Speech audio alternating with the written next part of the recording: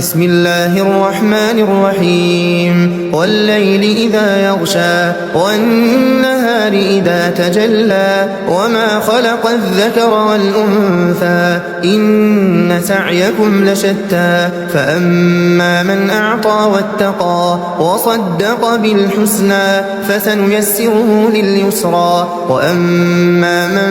بخل واستغنى وكذب بالحسنى